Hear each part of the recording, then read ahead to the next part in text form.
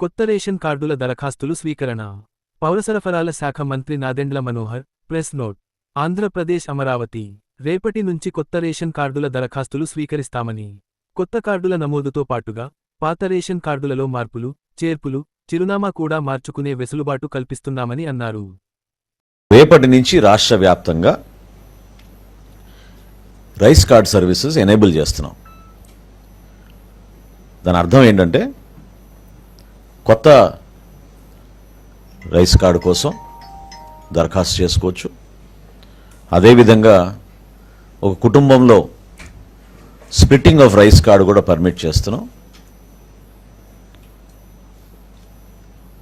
అదనంగా కుటుంబ సభ్యులు చేరినప్పుడు మెంబర్ ఎడిషన్, కుటుంబ సభ్యుల్ని యాడ్ చేసుకునే సౌకర్యం కూడా కల్పిస్తున్నాం. అన్నిటికన్నా ముఖ్యం అడ్రస్ మార్పు కూడా రేపటి నుంచి అవకాశం కల్పిస్తున్నాం. అదేవిధంగా మరణాలు జరిగిన చోట మెంబర్ డెలీషన్ కూడా కుటుంబ సభ్యుల పేర్లు తొలగించే విధంగా అవకాశం కల్పించాం.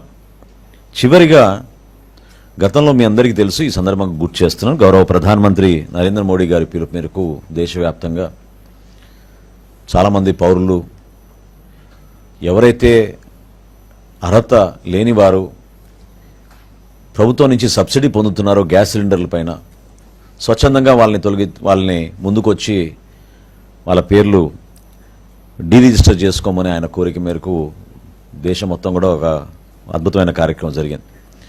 అదేవిధంగా మన రాష్ట్రంలో కూడా ఎవరైనా సరెండర్ చేయాలనుకుంటే కార్డ్స్, దీంట్లో రెండు ఉన్నాయి. ఒకటి ఇప్పుడే మా కమిషనర్ గారు కూడా నా దృష్టికి తీసుకొచ్చారు.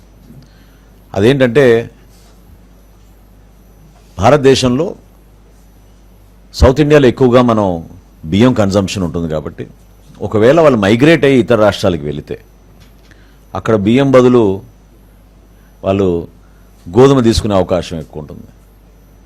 సో ఆ అవకాశం కల్పించడానికి కోసం కూడా ఎవరైనా సరెండర్ చేయాలనుకుంటే మైగ్రేషన్ జరిగితే, ఇంటర్ స్టేట్ మైగ్రేషన్ జరిగితే వాళ్ళకు కూడా ఈ వెసులుబాటు కల్పించే విధంగా సో ఈ 6 సర్వీసెస్, కొత్త రేషన్ కార్డులు, అదేవిధంగా splitting of the card, member addition, అడ్రస్లో మార్పులు,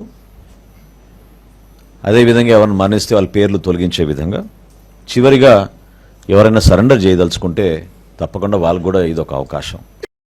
get your personal loan today through BSK associates. యువ భారత్ టీవీ నందు మీ పర్సనల్ ఇంటర్వ్యూ మరియు వ్యాపార ప్రకటనల కొరకు ఈ నెంబర్ని సంప్రదించండి. వీక్షకులకు ధన్యవాదాలు.